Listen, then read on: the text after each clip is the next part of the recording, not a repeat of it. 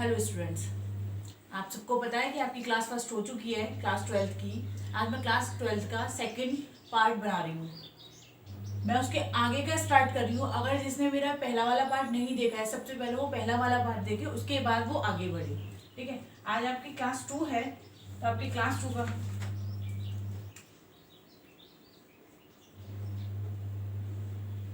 Last हमने कहाँ पर छोड़ा था? रिलेशन पढ़ा था हमने।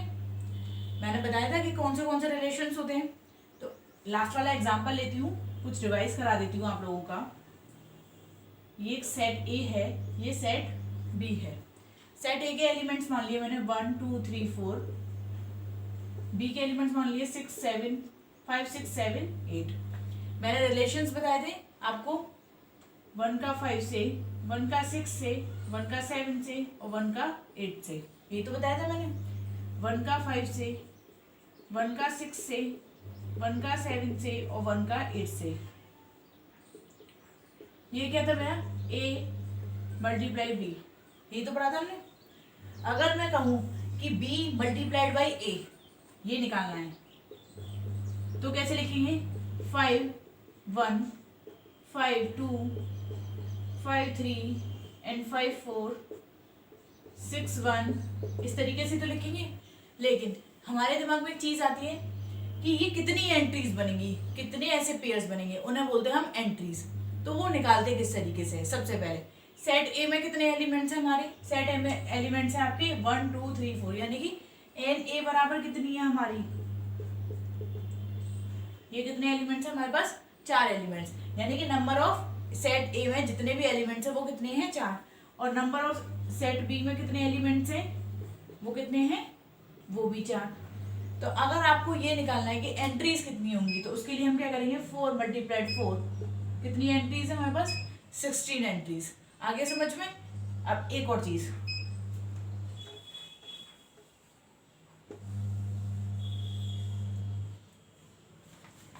ये जो सेट वन, जो ये जो ऑर्डर पेयर है, ये तो मैं बता चुकी हूँ ये ऑर्डर पेयर है। क्यों ऑर्डर पेयर है? क्योंकि अगर बी का लिख रहा है तो हमारा पहला एलिमेंट बी का है, और ए का लिख रहा है तो हमारा सेकंड एलिमेंट ए का है। सबसे पहली चीज, ये ऑर्डर पेयर में 5, 1, ये 1 जो है ये क्या कहलाएगा आपका? इमेज।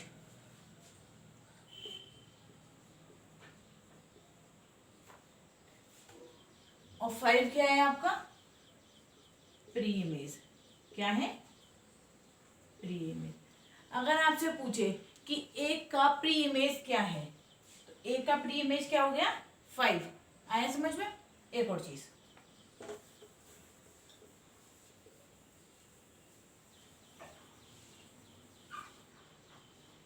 आपको दे रखा है सेट ए, दे रखा है 1 2 3। आपसे पूछे कि ए मल्टीप्लाइड बाई ए ही निकालना है, बताइए कितना होगा? या तो आप डायग्राम बना लीजिए, सबसे इजी। 1 2 3 1 2 3, ये तो लिखेंगे आप। 1 1 1 2 1 3 2 1 2 2 2 3 एंड सो ऑन। हमारी मेरा एंट्रीज निकालने का तरीका क्या बताएगा? एलिमेंट्स का मल्टीप्लिकेशन। कितने एलिमेंट्स हैं? 3। सेट ए मल्टीप्लाइड ए तो कर रहे हैं हम, तो दूसरे वाले सेट में कितने एलिमेंट्स हैं? 3। कितनी एंट्रीज हो गई? 9 एंट्रीज। ये कैसे पेयर है? ऑर्डर्ड पेयर है। कैसे पेयर है? ऑर्डर्ड पेयर है। और इसमें जो पहला वाला एलिमेंट है वो कैसा है आपकी? वो क्या है आपका? इमेज। क्या है? इमेज। और जो सेकंड वाला एलिमेंट है वो क्या है आपका? Pre image. आया समझ में इतना? ऑर्डर पेयर कितने हैं? सॉरी, टोटल एंट्रीज कितनी है? कितनी एंट्रीज है हमारे पास? टोटल एंट्रीज कितनी है? टोटल एंट्रीज है हमारे पास 9। और जो हमारे ऑर्डर्ड पेयर है 1 1 1 2 1 3, जो सेट ए में और सेट बी के हिसाब से लिखे गए हैं। और इमेज कौन सी है? फर्स्ट वाला एलिमेंट आपका इमेज और सेकंड वाला एलिमेंट आपका प्री इमेज। आगे इतना समझ में? अब इसके आगे देखिए,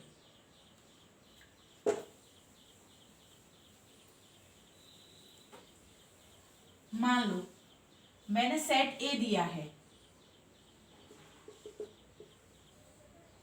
उसके अंदर एक एलिमेंट है पी, सेट बी जो दे रखा है उसके एलिमेंट है क्यू।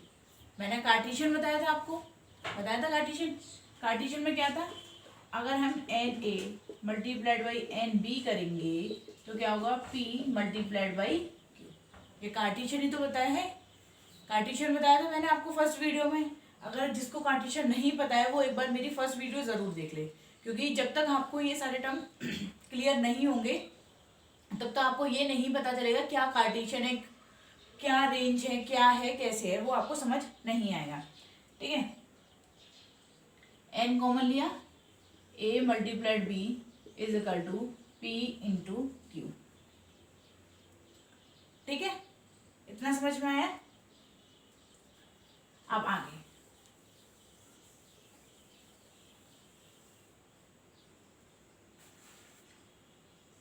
मैंने एक चीज बताई थी, आर मतलब रिलेटेड टू,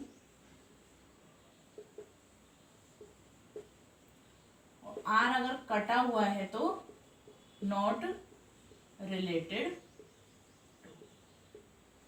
ठीक है, अगर मैं कहती हूं ए आर बी, इसको हम हिंदी में कैसे बोलेंगे, ए आर बी मतलब A is related to B, A is related to B. अगर बी आर ए तो यानी कि B is related to A, यही तो लिखेंगे हम, B is related to A. अगर ए आर अगर कटा हुआ है फिर बी लिखा है तो A is not related to B, क्या लिखेंगे, A is not related to B. ये सिंबल्स आया समझ में, आर मतलब रिलेटेड टू, अगर आर कटा हुआ है तो नॉट रिलेटेड टू।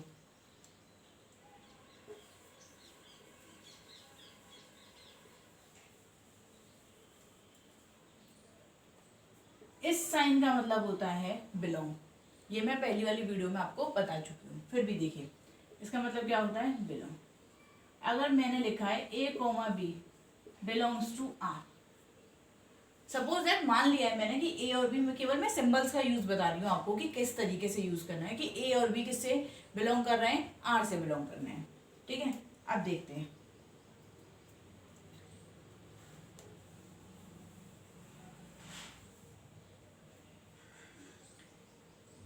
ए बना लिया हमने 1 2 3, और बी बना लिया हमने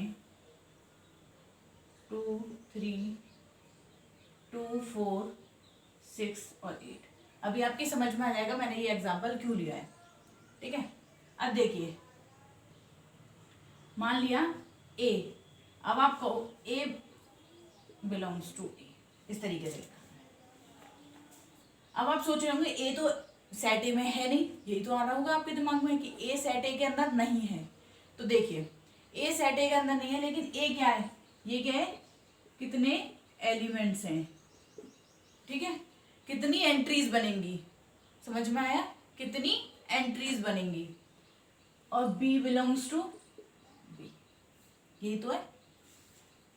सपोज दैट कि ए, ये कितने एलिमेंट्स है, 3 एलिमेंट है, तो यानी कि ए के अंदर कितने एलिमेंट्स है, 1 2 3, तो मैंने उन्हें नाम दे दिया ए, जो एलिमेंट्स हैं, जो ए है उनको मैंने नाम दे दिया ए, यानी जितने एलिमेंट्स हैं। सेम ऐसे ही मैंने बी को नाम दे दिया जितने एलिमेंट्स है, 2 4 6 8, उसमें नाम दे दिया, तो बी बिलोंग्स टू बी। ठीक है, इसके आगे देखिए, अगर मुझे ए और बी के बीच में रिलेशन निकालना है, देखना, ए related to B, A related to B if B is equal to 2A। अब देखिए, क्या आपको एक चीज दिख रही है, ये इसका 2 गुना, ये इसका 2 गुना, ये इसका 2 गुना, 1 का 2 गुना 2, 2 का 2 गुना 4, 3 का 2 गुना 6, यानी कि ए रिलेटेड किससे है, बी से रिलेटेड है। इस वाले साइन का मतलब क्या होता है, इफ, क्या होता है, if B is equal to 2a, अब ये चीज किस में यूज आएगी, ये किस में यूज आएगी हमारे, जब हम रेंज निकालेंगे। ये अभी मैं आगे सिखाऊंगी कि मैं रेंज निकालना, डोमेन निकालना, को डोमेन क्या होता है। फिर उसके बाद तुम्हारे सेट्स के टाइप्स आएंगे, यूनिवर्सल सेट है, सब सेट है, ये सारी चीजें आएंगी आपकी, लेकिन धीरे धीरे मैं एक एक चीज बिल्कुल क्लियर करते हुए चलूंगी, ठीक है। A related to B if B is equal to 2a, ठीक है। अब देखिए, अगर मैं a इज इक्वल टू 1 रखती हूँ, केवल मैं a की वैल्यू रखूंगी, a इज इक्वल टू 1, तो b की वैल्यू कितनी आएगी, b is equal to 2 into 1 यानी कि 2, यही तो आएगी। अगर मैं a की वैल्यू 2 रखती हूँ तो b की वैल्यू 4, a की वैल्यू अगर 3 रखती हूँ तो b की वैल्यू 6,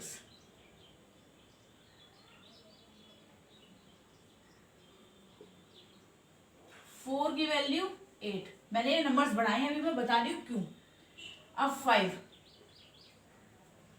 5 का हमारे पास क्या 10 नंबर है, यहाँ पर 10 नंबर है नहीं है, तो इसे हम काट देंगे। क्या कर देंगे, काट देंगे, क्योंकि वो हमारा क्या है, बी में नहीं है एलिमेंट। ये जो पेयर बने हैं, क्या वो ऑर्डर्ड पेयर हैं? सोचो, जो मैंने फर्स्ट वीडियो में बताया है ऑर्डर पेयर बताना, क्या ये ऑर्डर पेयर हैं? हाँ है। क्यों? क्योंकि इसका फर्स्ट एलिमेंट ए का है, सेकंड एलिमेंट बी का है, इसका फर्स्ट एलिमेंट ए का है, ये बी का है, ठीक है, यही तो है। तो यानी कि ये ऑर्डर्ड पेयर है। अब सबसे बड़ी चीज, डोमेन क्या होता है, कोडोमेन क्या होता है, और रेंज क्या होती है, ये चीज के इधर आपको ये चीज समझ में आई या नहीं आई? अगर समझ नहीं आई है तो आप नीचे कमेंट बॉक्स में लिखेंगे कि हमारी समझ नहीं आया है, एक और बार समझा दीजिए। और सबसे बड़ी चीज, आप लोग वीडियोस देख रहे हैं लेकिन वीडियो को सब्सक्राइब नहीं कर रहे हैं, और इसे सबसे ज़्यादा शेयर करिए। जिन बच्चों को इसकी सबसे ज़्यादा ज़रूरत है उनके पास तक ये वीडियो ज़रूर पहुँचे।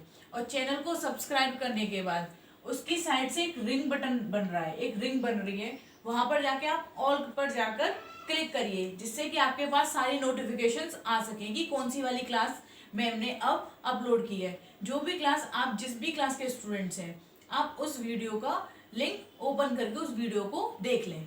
Thank you. अब मैं इसके आगे का बता रही हूँ कि क्या करना है, ठीक है।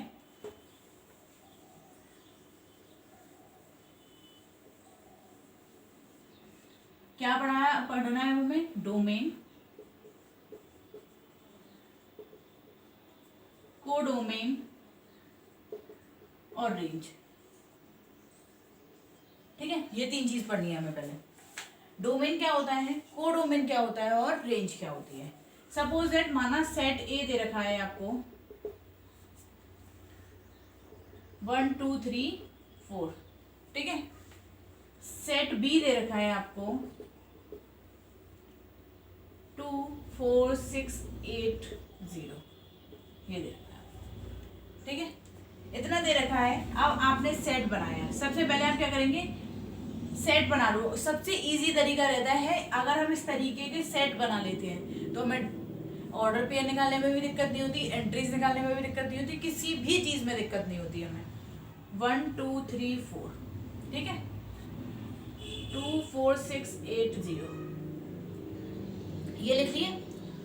अब सबसे बड़ी चीज, डोमेन कब होगा। क्वेश्चन है, डोमेन कब होगा। डोमेन जब होगा जब हमारे पास ऑर्डर्ड पेयर होगा। क्या होगा, ऑर्डर पेयर। आपको ऑर्डर पेयर समझ में आ गया, जिसका फर्स्ट एलिमेंट सेट, जो भी सेट पहले दे रखा है उस सेट से रिलेटेड हो। सेकंड एलिमेंट जो सेट दे रखा है, अगर ए मल्टीप्लाइड बी से दे रखा है तो पहला एलिमेंट ए से और सेकंड एलिमेंट बी से। सेम ईयर बी इंटू ए दे रखा है तो फर्स्ट एलिमेंट बी का होना चाहिए और सेकंड एलिमेंट ए का होना चाहिए। वो हमारा कैसा पेयर बनता है, ऑर्डर्ड पेयर बनता है। इतना समझ में आया आपको। अब इसके बाद, अब डोमेन होता क्या है। डोमेन होता है कि जो फर्स्ट एलिमेंट होता है, पहले तो आप मुझे ये बताइए इसकी एंट्रीज कितनी बनेंगी। सबसे पहले मुझे इतना बता दीजिए, एंट्रीज कितनी बनेंगी।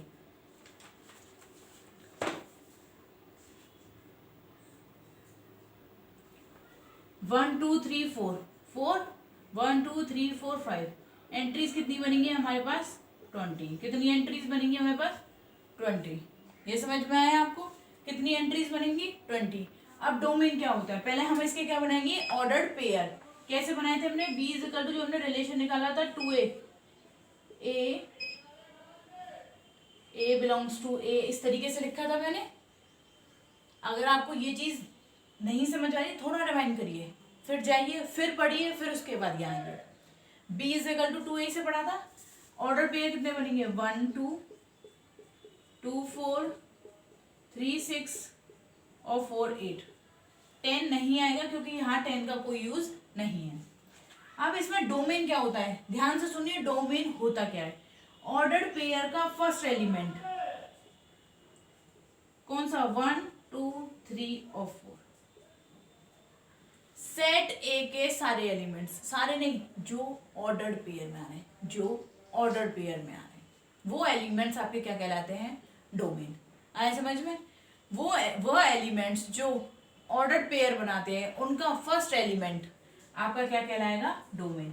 1 2 3 4 क्या हो गए आपके डोमेन। ठीक है, इतना समझ में आया। अब सबसे चीज कोडोमेन। क्या कोडोमेन। कोडोमेन होता है, कोडोमेन हम उसे कहते हैं, पहले आप एक चीज लिख लीजिए यहाँ पे डोमेन की।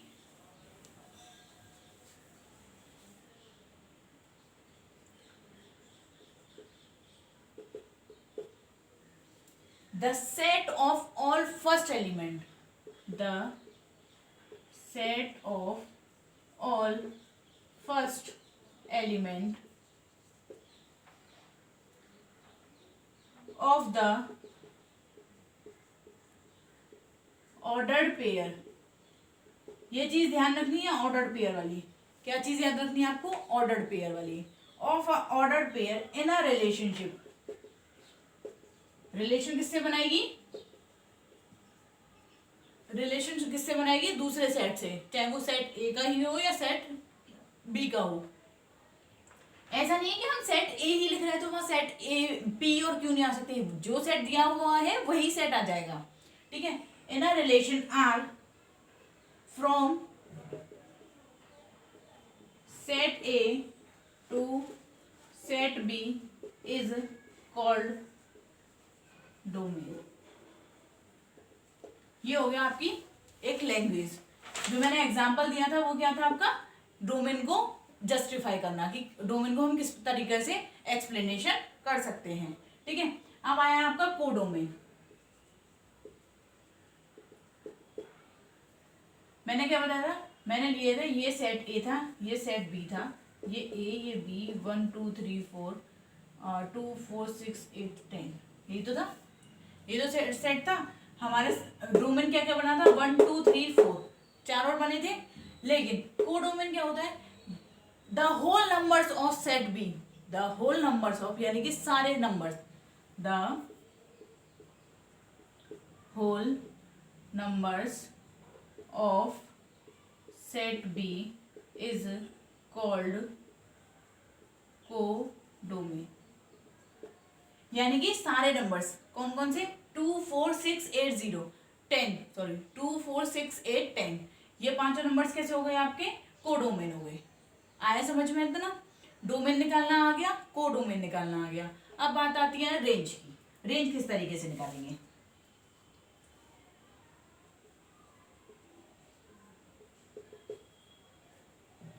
मैंने अभी आपको क्या पढ़ा था इमेज और प्री इमेज पढ़ाई थी। अब देखना रेंज का क्या यूज है, set of images is called range. अब आपको एक चीज समझ में आई होगी कि रेंज और डोमेन दोनों किस में निकलेंगे आपके ऑर्डर पेयर में। आया समझ में इतनी चीज, दोनों चीज कैसे निकलेंगी, क्योंकि जब तक ऑर्डर पेयर नहीं होगा तब तक हमारी रेंज सॉरी जब तक ऑर्डर पेयर नहीं होगा तब तक हम इमेज और प्री इमेज नहीं बना सकते, जब तक रेंज नहीं निकाल सकते, जब तक हमारे पास इमेज और प्री इमेज ना होगी, और प्री इमेज और इमेज लाने के लिए हमारे पास ऑर्डर पेयर होना चाहिए। सेम यार हमें डोमेन निकालने के लिए किसकी जरूरत पड़ेगी, ऑर्डर पेयर की। ठीक है, इतना समझ में आया। आप बोर मत होइए, केवल ये सारी चीजें आपकी जब समझ में आने लगेंगी तो आप फर्स्ट चैप्टर खुद कर लेंगे। हाँ मैं मानती हूँ कि इतना सारा दिमाग में कैसे रखना है, लेकिन धीरे धीरे धीरे धीरे मैं इसलिए छोटी छोटी वीडियो बना रही हूँ कि एक साथ मैं बर्डन नहीं डाल रही हूँ आप लोगों के ऊपर। ठीक है, अब एक एग्जांपल लेते हैं। अब आपको एक चीज समझ में आ रही होगी, देखिए जो ये रेंज है वो कोडोमेन का सबसेट है।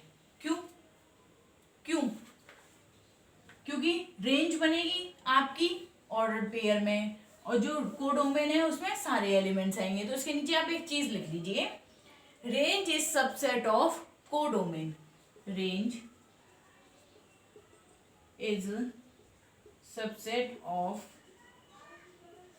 कोडोमेन, ये लिख लीजिए, आपको समझ आ जाएगा कि रेंज क्या है, सबसेट है कोडोमेन का। अब एक एग्जांपल समझाती हूँ तब आपको समझ में आ जाएगी।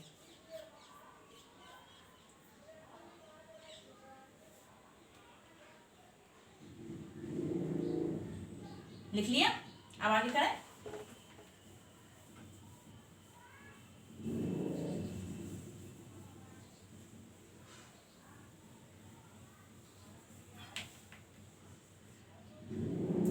मैंने लिया आर इज इक्वल टू, रुक जाइए बता रही हूँ आर क्या है। रुको रुको रुको रुको रुको, आप लोग सोच रहे होंगे हर बार तो मैं ए सेट ए लेती थी, सेट बी लेती थी, अभी आर क्यों लिया। आर क्या है आपका, ये क्या शो कर रहा है आपका, रिलेशन। क्या शो कर रहा है, रिलेशन। इसका मतलब आपको ऑर्डर पेयर बनाने की जरूरत नहीं है, मैं ऑलरेडी आपको ऑर्डर पेयर दूंगी।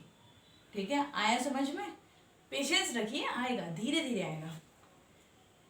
1 4 2 8 3 1 2 7 5 1 2 7 रहने दीजिए, और 4 7 5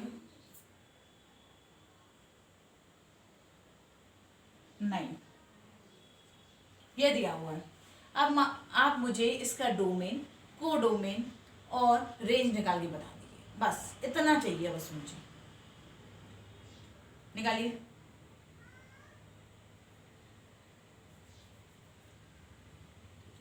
डोमेन, डोमेन क्या होगा, मैंने क्या बताया था,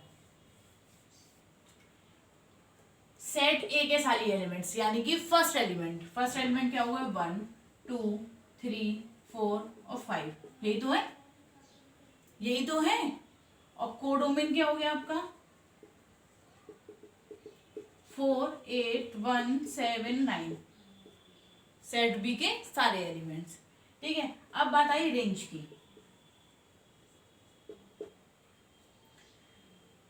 क्या कोडोमेन और रेंज सेम नहीं होगी, क्योंकि अब तो हमारे पास ऑर्डर पेयर दिए हुए हैं सारे, तो ऐसा तो है नहीं कि सेट बी में कुछ एक्स्ट्रा एलिमेंट्स हैं, नहीं है हमारे पास, तो रेंज भी क्या हो गई, 4 8 1 7 9।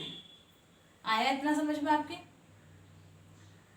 अगर हम इसका डायग्राम बनाए तो डायग्राम किस तरीके से बनेगा, 1 2 3 4 4 8 1 7 9, यहाँ पे आपकी 5 ऑलरेडी। 1 का रिलेशन 4 से है, 2 का 8 से है, 3 का 1 से है, 4 का 7 से और 5 का 9 से है। सबसे बड़ी चीज, मैंने जो ऑर्डर पेयर लिए है वो रिलेशन जो बनेगा सब में सेम बनेगा। जैसे 1 का 4 से, यानी कि b इक्वल टू मैंने यहाँ 4a तरीके से रखा है, तो यहाँ सब में रिलेशन सेम होगा। लेकिन मैंने ये एग्जाम्पल लिया केवल आपको रेंज, डोमेन और कोडोमेन निकालने का बताया। जब हम रिलेशन लिख रहे हैं यहाँ पे, जब हम रिलेशन लिख रहे हैं यहाँ पर, तो उनके बीच एक पर्टिकुलर क्या होना चाहिए, रिलेशन होना चाहिए। जैसे 1 का 4, 2 का 8, 3 का 12, 4 का 16, 5 का 20। समझ में आ गया मैं क्या बोलना चाह रही हूँ। अब मैं आपकी क्लास यही स्टॉप कर रही हूँ, इसके आगे का मैं अगले पार्ट में अपलोड करूंगी। Thank you so much.